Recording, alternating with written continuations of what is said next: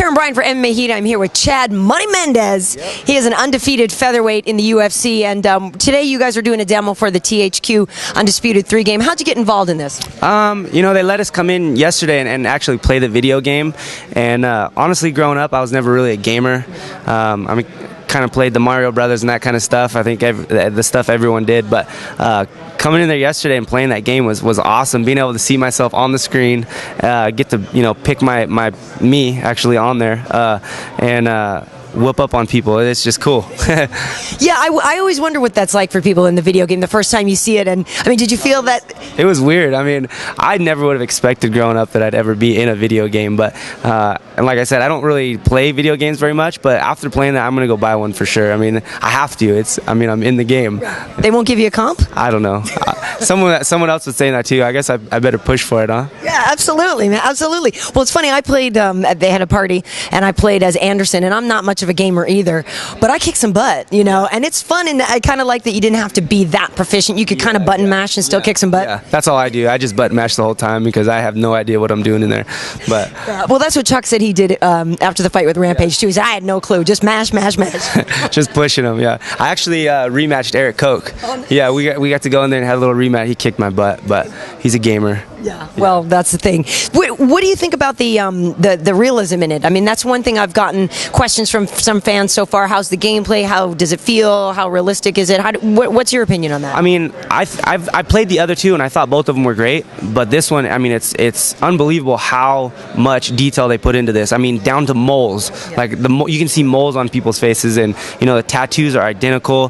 The movements. I mean, even we were making fun of Eric because you know he gets in there and does this crazy little movements in the octagon, and it's all identical. So I was actually asking the guys how they do it, and they said they just study a bunch of our fights and really get down the movements and put it in. So that's pretty cool.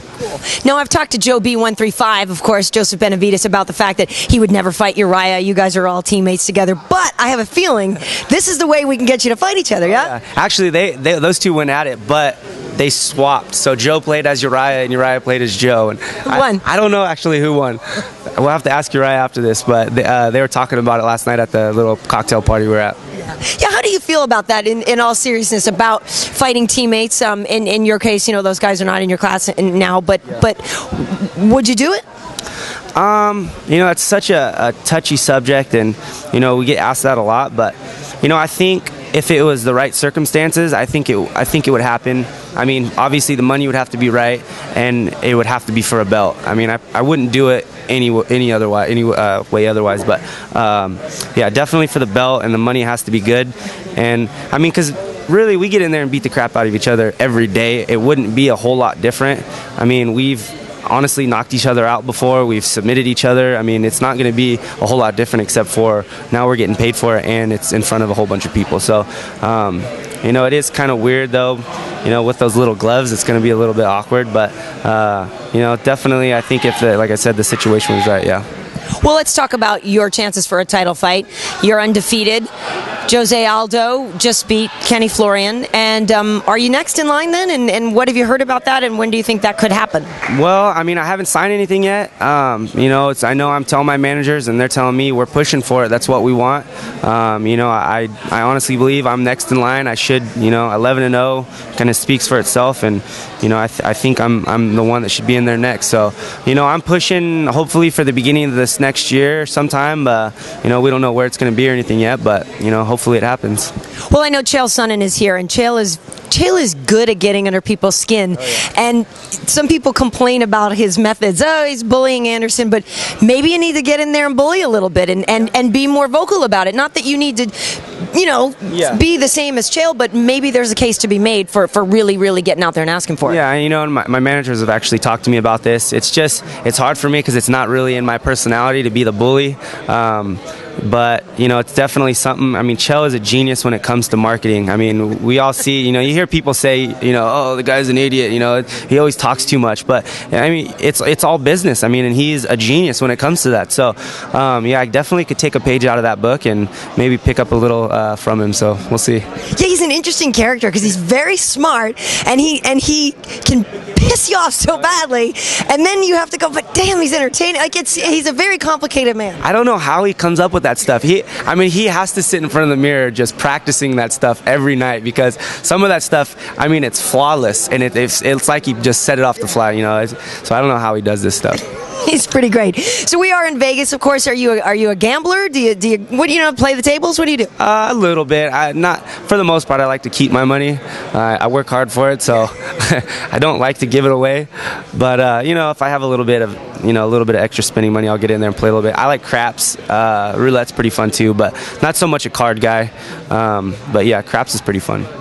And do you have any thoughts on BJ versus Nick or any of the other fights on the UFC 137 card? You know, first off, let's talk about that headbutt. I heard, did he cut his lip? Oh, I don't know about that. I didn't see him cutting his lip. I saw them going sort of head to head and kind of gnashing. I don't think Nick was going to throw a punch. That's my guessing on that. But I didn't hear about the cut lip. Yeah, I've heard different. Like I said, I didn't get to see it, but I heard that he walked up and headbutted and like cut BJ's lip. I mean, I don't know if that's someone exaggerating or what, but they were basically just staring down, just getting forehead to forehead. Yeah, so. And you know, I think it's also because Nick is taller, and so if Nick comes in like this, grinds forehead, it's like, well, it looks like he's ready to do it, but I don't think he really was. Yeah, and I think both guys, their style of fighting, I know the Diaz brothers for sure, they have to hate you. So, I mean, you know, they get in there and they figure out a way to hate you before the fight, and then they're cool with you after. So, you know, I think that's just his way of doing that. But, you know, I think that's going to be a great fight. Honestly, I could see it going both ways, but you know, I'm going to say Nick's going to come away with a win. You know, his boxing is incredible. I think BJ's going to have to try and get him down to the ground, but I mean, we know he has great jiu-jitsu also. So, you know, BJ's got the lesser of the reach, and you know, I think Nick's going to just keep him at bay and tear him up with the sands. Yeah, we never know what's going to happen, and that's why this sport is so awesome. That's right. Awesome. Well, great. Thanks for talking with us, and we hope to see you soon in the octagon. Awesome. Thank you, guys. Appreciate it. This is Chad Mendes, and you're watching MMA Heat.